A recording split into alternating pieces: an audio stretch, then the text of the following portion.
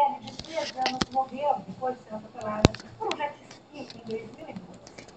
As águas calmas atraem turistas e moradores, mas para garantir a tranquilidade e a segurança, foram instaladas boias em uma área de 140 metros de comprimento por 30.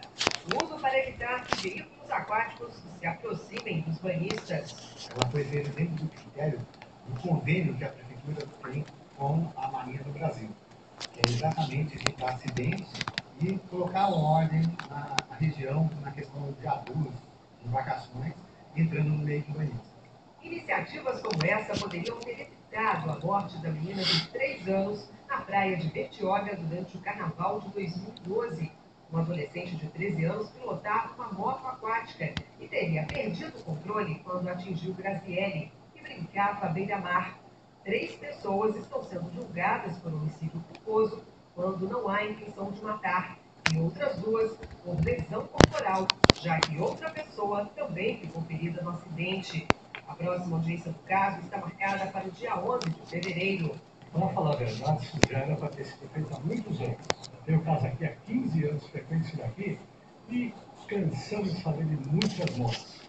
Então, é o mínimo que o poder público pode fazer, né? Somente no mês passado, 71 embarcações foram abordadas pela Diretoria de Operações Ambientais aqui em Bertioga. Em um dos casos, o menor que pilotava uma moto aquática e o pai dele foram encaminhados à delegacia. O veículo também não possuía documentação. A habilitação só para maiores de 18 anos. Né?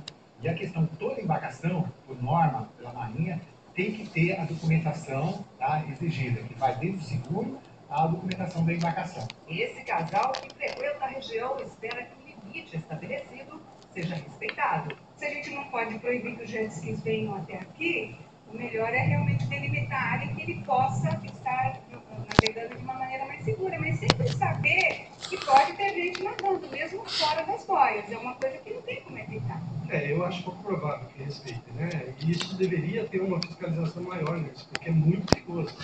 Não só aqui, ali no mar também. Muitas vezes eles entram sem respeito nenhum, querem se mostrar, querem aproveitar e muito próximo das pessoas. E as ondas acabam encobrindo as pessoas, né? É muito perigoso. E a prefeitura